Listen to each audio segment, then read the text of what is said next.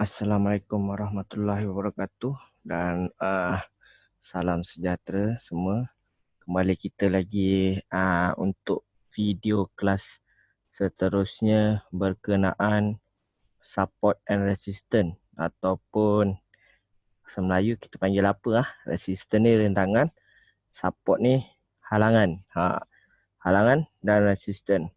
Alright, sebelum kita teruskan ke support and resistance, Angka nak bagi tahu juga bahawa support and resistance ini juga kita kenali sebagai harga lantai dan harga ceiling. Kita bagi contoh, Angka bagi contoh, alright, harga ayam lah harga ayam. Alright, kita bagi contoh harga ayam dalam 5 tahun Okay, contoh macam ni. Okay, kat sini kita bagi contoh tahun 2010. 2010. Dekat sini kemungkinan kita bagi contoh 2015. 2015.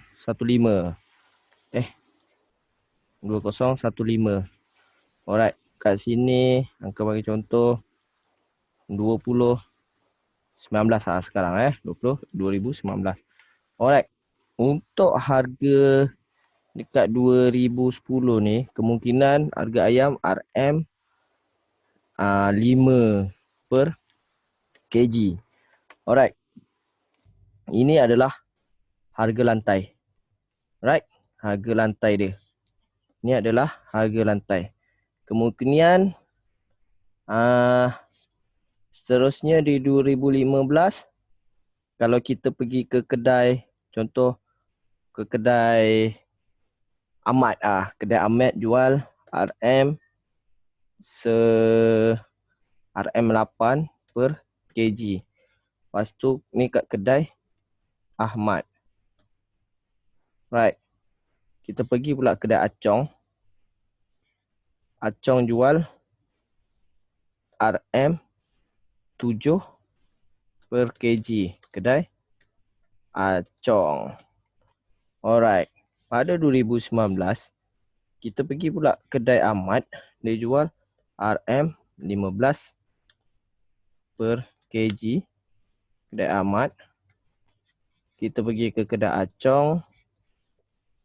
RM 12 per kg. Acong.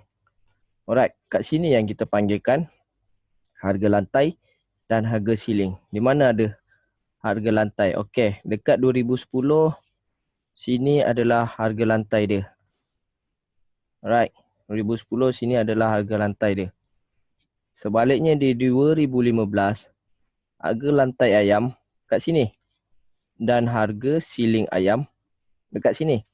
So price akan bermain di area ni, range ni. Kat sini yang kita panggil support dan resistance. Maksud dia dalam 2015 ni, contoh ini adalah garis sepanjang 2015 dan ini adalah garis sepanjang 2015 juga. Okey.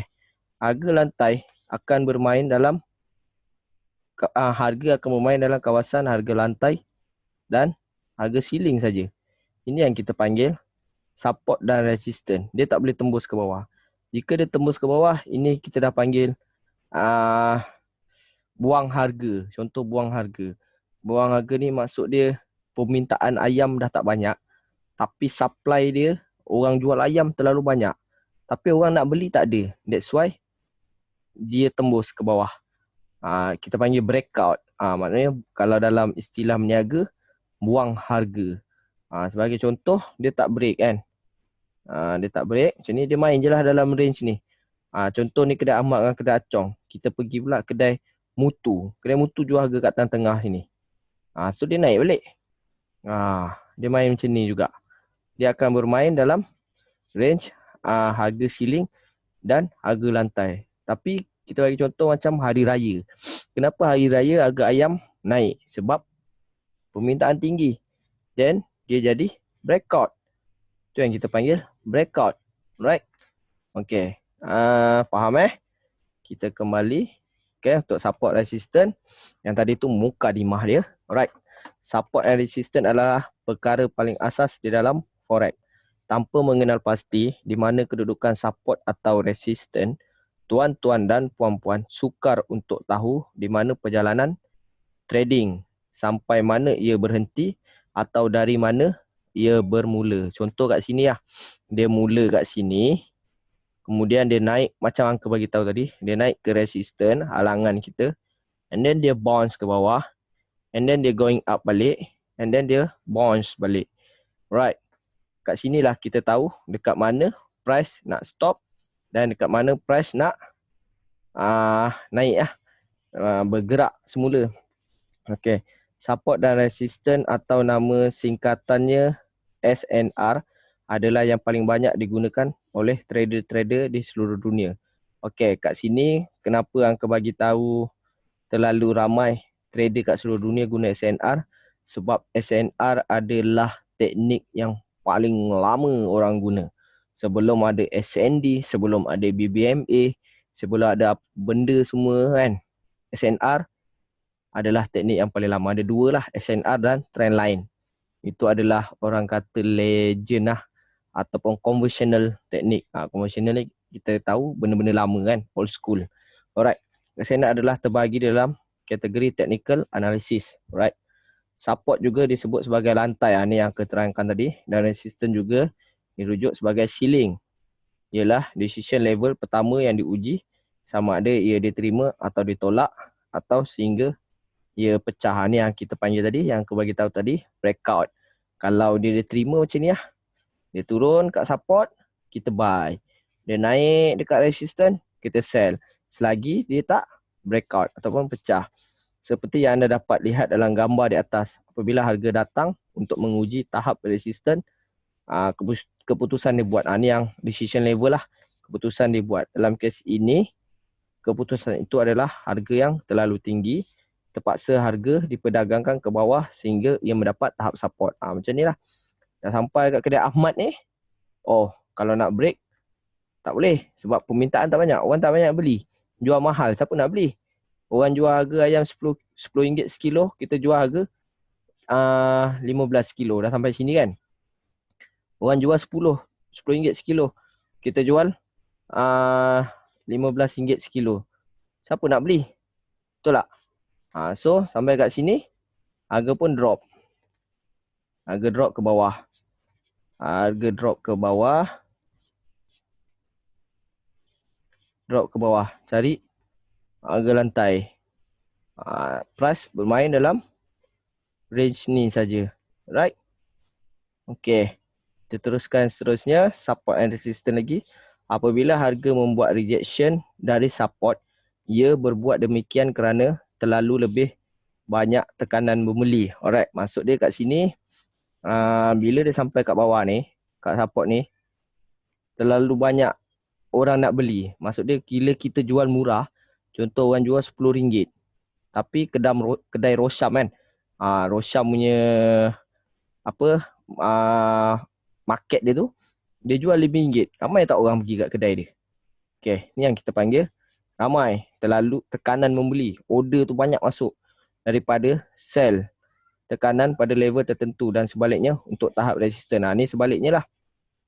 So kalau kita jual harga dah naik sampai kat sini, kan, kita jual terlalu mahal, apa akan jadi? Price akan jatuh lah, tak ada orang nak beli. So kita terpaksa dropkan harga untuk orang beli. Sama juga dalam market. That's why kalau mata wang tu terlalu tinggi, okay, contoh USD USD. Apa akan jadi apabila USD terlalu tinggi? Satu dia, barang mahal.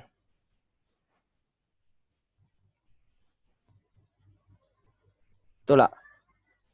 Bila USD terlalu tinggi, barang mahal. Ini nombor satu. Nombor dua, mata wang dah tentulah. Mata wang mahal.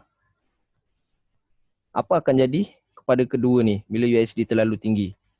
Satu dia, kat sini ketulis lah, senang lah. Ekspor kurang. Sebab apa ekspor kurang? Siapa nak beli barang mahal? You all nak beli barang mahal. Orang kaya pun tak beli barang mahal lah. Orang kaya pun cari barang murah. Kedua kat sini, apabila mata wang mahal, apa jadi? Pelancongan terjejas. Pelancong lari lah, senang. Pelancong lari. Siapa nak pergi dekat negara yang mata wang mahal? Betul tak? Siapa nak pergi dekat negara yang mata wang mahal? Baik, kita pergi dekat negara yang mata wang dia rendah. Sebab apa? Sebab kita jadi raja kat sana. Kalau kita pergi kat negara yang mata wang dia tinggi, kita jadi orang biasa-biasa je bosku. Right, macam tu lah maksud dia. That's why, kita bagi contoh kat sini USD. Bila USD dah sampai harga tertinggi, apa akan buat? Dia kena dropkan harga. Cara dia nak dropkan harga macam mana? Cut interest rate. Bila dia cut interest rate, automatic kita tahu bahawa USD akan melemah. Kat situ banyak investor masuk untuk sell USD. Bila semua orang dah jual USD, macam saya ada simpan, okay, aku bagi contoh kat sini. Uncle ada simpan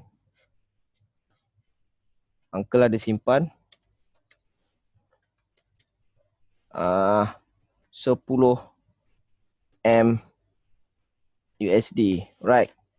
10 M USD. Tapi bila USD dah terlalu tinggi, apa Uncle kau buat? Uncle akan ambil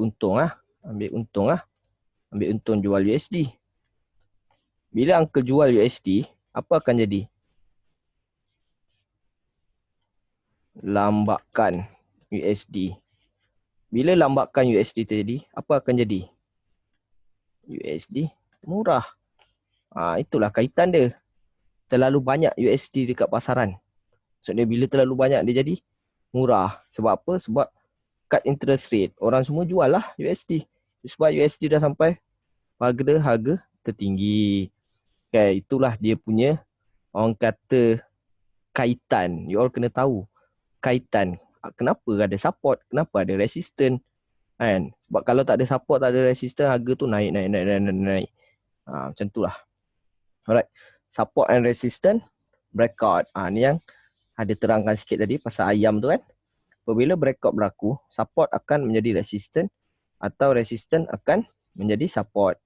Apabila kita pergi ke topik trend, kita belajar bahawa untuk price meneruskan uptrend, price sentiasa membuat higher high dan higher low. Sebaliknya lower high dan lower low untuk downtrend. Ni topik minggu lepas. Kenapa masuk topik trend dulu, baru masuk topik breakout, support and resistance? Sebab dia, kita kena belajar asas, kemudian kita akan masuk sikit-sikit, kita masuk level-level seterusnya. Sekarang kita akan memahami bahawa level high dalam uptrend dan level low dalam downtrend akan membuat breakout untuk trend meneruskan arahnya. Contoh dia macam ni lah. Kalau you tengok, ini ada support level. Besarkan sikit. Right, ini adalah support level dan ini adalah resistance level. Alright, yang kita belajar last week, ini adalah, kalau trend apa? Ini adalah sideways, betul tak? Ini adalah sideways. And then price breakout. Bila price breakout, kat sini kita ada ni yang kata kaitan. Kat sini kita ada high. And then price break. Dia buat kat sini new higher high. Betul tak? So dia jadi uptrend. Kat sini dia jadi ni sebagai contoh lah. Kat sini dia sideways balik. And then kat sini kita ada higher high. Kat sini kita ada higher high. And then kat sini price buat lower low. Sini dia jadi uptrend yang tadi dalam ni kan. Memahami bahawa level high dalam uptrend. Ni level high dalam uptrend dan level low dalam downtrend. So bila dia nak buat downtrend, dia kena break ni kan. ingat lagi yang minggu lepas kita belajar berkenaan trend. Macam ni lah. Contoh dia nak buat downtrend. Right, dia kena break. Ingat tak angka ajar dia kena break. Itulah maksud dia. Kena break. Right, kena break. Okay, kita tengok kat sini. Bagaimana melukis SNR. Tidak ada cara yang khusus bagaimana untuk melukis SNR. Cuma untuk memudahkan melukis, kita akan gunakan line chart supaya lebih mudah untuk kita melihat SNR dengan lebih jelas. Ni sebab apa? Tak ada shadow. Orang kata tak ada noise. So pakai line chart. Nak lebih jelas lah. So bila kita dah biasa, kita tengok candle chart pun kita dah nampak dekat mana level SNR. Ni cuma untuk permulaan, untuk mudah, untuk lebih jelas, pakailah line chart. Mencari bahagian atas dan bawah dengan sekurang-kurangnya 2 sentuhan untuk menarik garis horizontal SNR. Apa yang ingin kita temukan adalah turning point atau swing point dan tandakannya. Maksud dia turning point ni dia pullback Kalau swing point ni dia macam breakout tadi, dia resistance jadi support. Dia swing point. Sekarang kita akan memahami bahawa level high dalam uptrend dan level low dalam downtrend akan mempunyai breakout untuk trend meneruskan arahnya. Ini yang baru angka teruskan tadi. Dia kena ada breakout untuk teruskan arah. Contoh dia macam ni lah. Okay, contoh dia macam ni. Ini adalah resistance. Kita dah start dari sini resistance. Ini breakout kan. Dia break. Patutnya kat sini dia tembus ke bawah ni. Tengok betul-betul.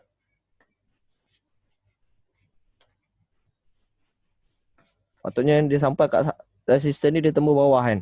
Tapi dia tak tembus. Okay, so bila dia tak tembus, dia break lah. Dia break sampai kat sini. Dia datang balik lah. Ini kita panggil fast breakout ataupun palsu. Okay, nanti next aku ajar ni. So dia datang kat sini, dia tembus, dia naik.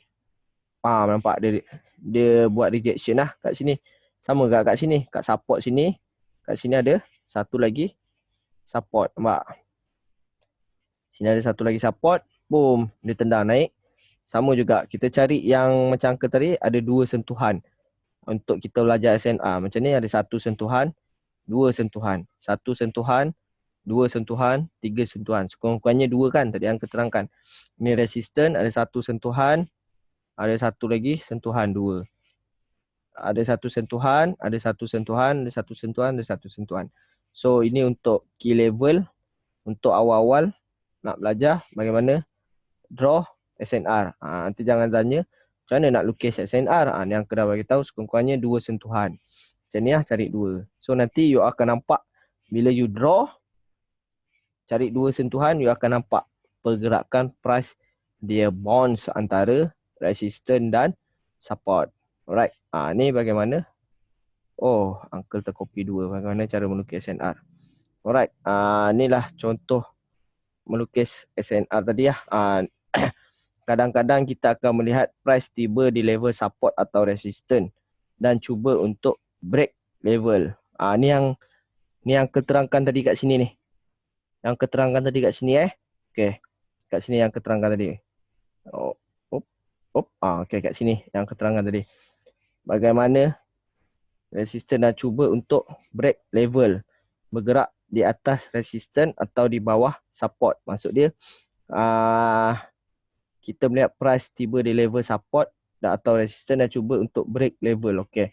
Contoh dia macam ni. Kita nampak price tiba dekat kita punya resistance tadi kan. Resistance tadi. Contoh kat sini ni support ni, ada support. Okay. Ni lebih senang mudah. Sekejap angka tulis. Okay, kita nampak kat sini ada satu support. Ada support. Price datang. Ni lah support ni tau. Price datang. Tapi dia break kat key level ni. Dekat key level ni. So dekat sini dia bagi tahu bergerak di atas resistance atau di bawah support. Macam ni lah, dia bergerak di atas di bawah support. Kat sini contoh dia di bawah support. Inilah disebut fast breakout ataupun palsu. Sebab apa? Bila kita tengok price tembus support ni, apa kita buat? Okay, price dah tembus. So kita pun masuk sell. Sebaliknya, price membuat fast breakout ataupun palsu. Berlaku di atas sebab yang berbeza lah. Salah satu sebabnya ialah harga sedang mencari kecairan. Harga sedang mencari kecairan ni maksud dia high liquidity. Maksud dia kat mana order banyak.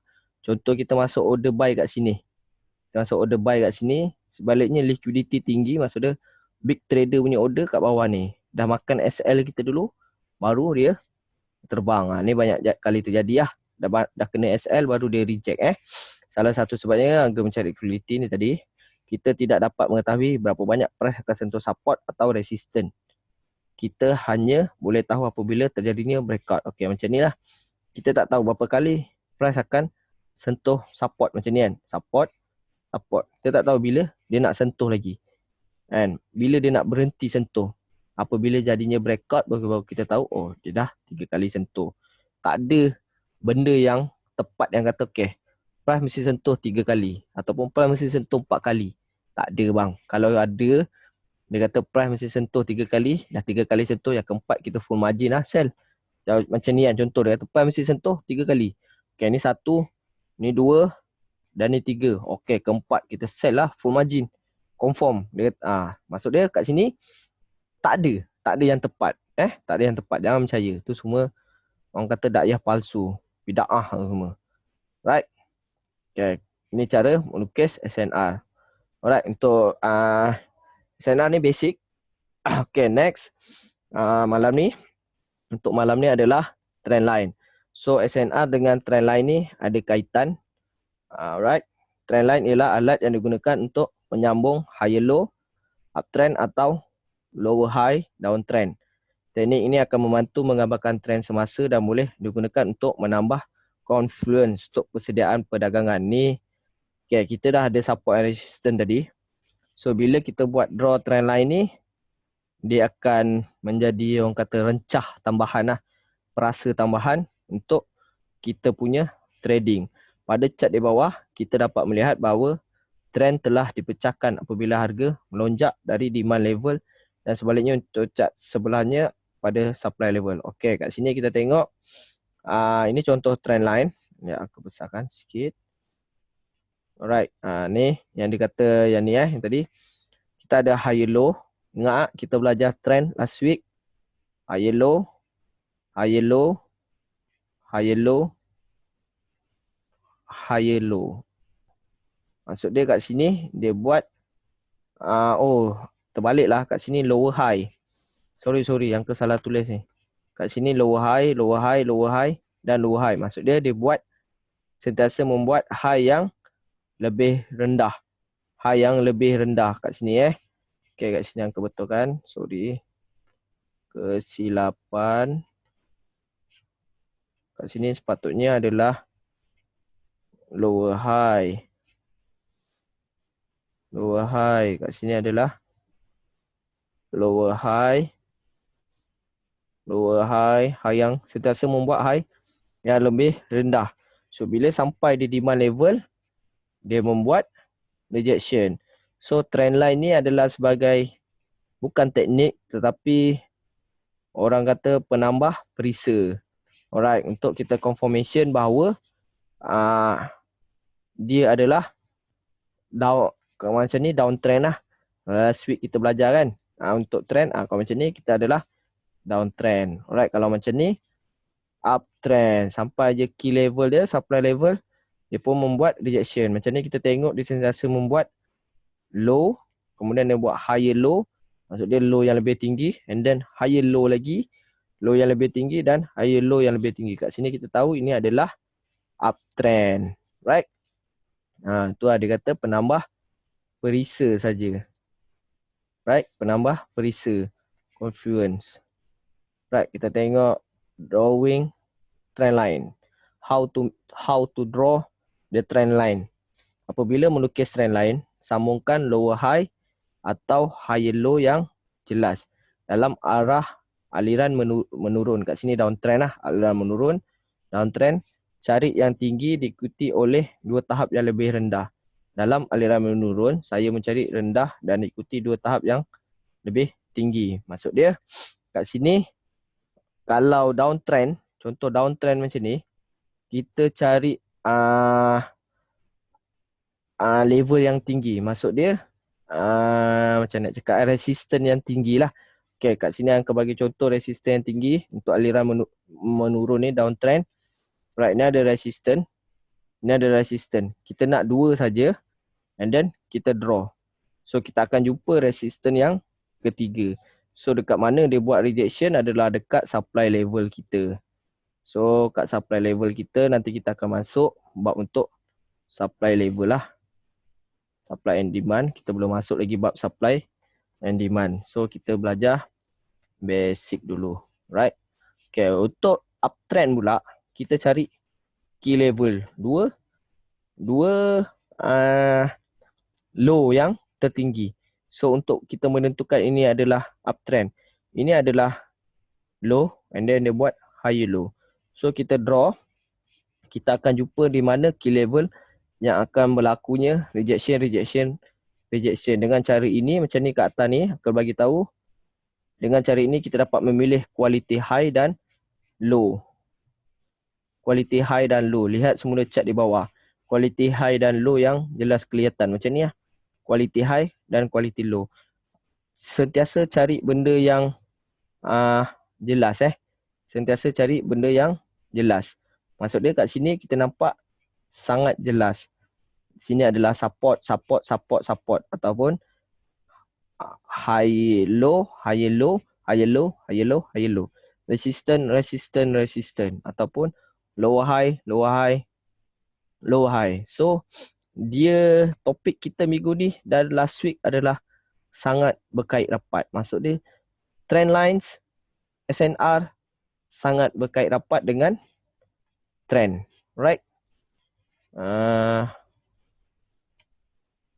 Trend last week kita belajar berkait rapat dengan SNR plus trend line. That's why last week Uncle ajar untuk kita kenal trend dulu. Kemudian this week baru kita belajar untuk kenal trend line dan SNR. Kita start daripada bawah sampai atas. Sebab tak semua orang ada basic. Right? Dan kebanyakannya orang, tak semua orang ada basic dan kebanyakannya lupakan basic. That's why trading fail. Sebab lupa pada basic ataupun asas. Alright, itu saja untuk video kita minggu ini. Kita jumpa next kita punya live class untuk topik SNR dan trend line. Alright, Assalamualaikum warahmatullahi wabarakatuh dan salam sejahtera.